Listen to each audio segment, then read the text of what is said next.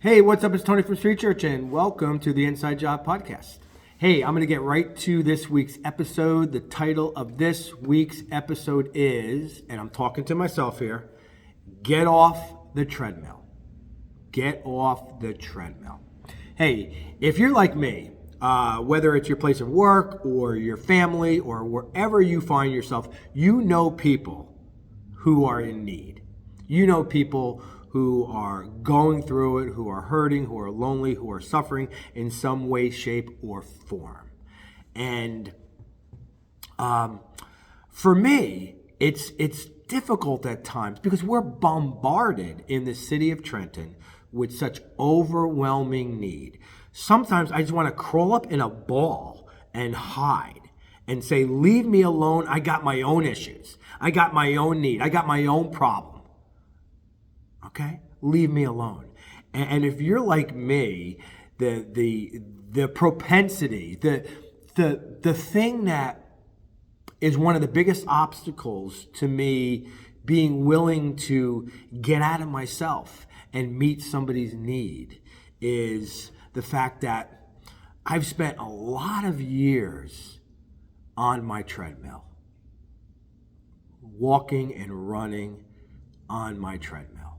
And what I mean by that is this. Well, let me explain it this way. King Solomon in the scriptures. If you read the book of Ecclesiastes, in the first couple chapters, you see right out of the gates that, this was the richest dude, the most powerful dude, the most wealthy person that the planet has ever known. I mean, if you think that your 4-bedroom split-level house and your 1.2 acres is nice, and your little garden with your kale and cabbage and a few daisies are nice, you had nothing on Solomon. Read Ecclesiastes. This guy was an agricultural genius. He had vineyards and he had farms and he had gardens for miles, for as far as the eye could see. He was a real estate mogul. He built palaces, palatial houses. He was a man of significant wealth and power, right? So whatever we have or think we have pales in comparison to all that he had. So at the end of listing everything he had accumulating, there's this phrase he prefaces it with. He says, and it was all meaningless, like a chasing after the wind.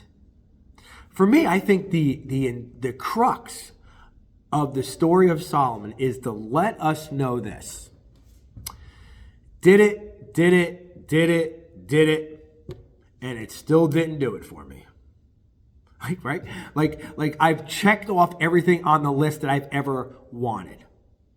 I've been on the treadmill and checked off everything I've ever wanted, accomplished it all, did it, and it still left me empty.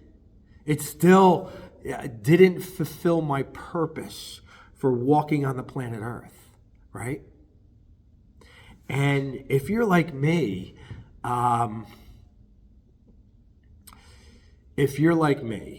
you have your own little treadmill that you have walked on and that you have run on.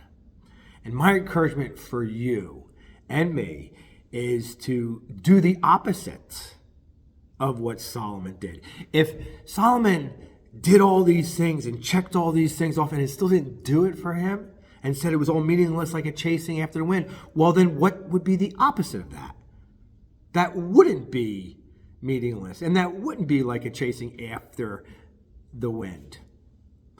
It would be to do what Jesus said when he washed the disciples' feet after he finished washing their dirty, grimy feet. He did not say, okay, now everybody get into a single file line and start washing my feet.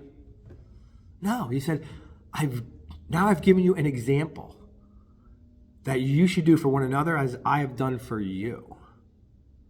So if riding the treadmill, searching for things and stuff to fill a void, doesn't do it for us, then the opposite must be true. Then the opposite must be that thing is not like chasing after the wind. That does give us meaning and purpose. Hey, listen. Jesus said, in this world, the poor you will always have. So in other words, translation, there's always going to be need. In your sphere of influence, whether it's at work, at home, with your family, wherever, there's always going to be need, right? And it varies, right? It looks different. But one thing that I have learned, that if I want to fulfill that need, if I want to be a part of what God is doing in somebody else's life to meet a need in any way, shape, or form, I have to live my life off of the treadmill. It's the only way. So, one for the road. Treadmills are good for muscle mass, but they're not good for a meaningful life. And remember, count each day a new life.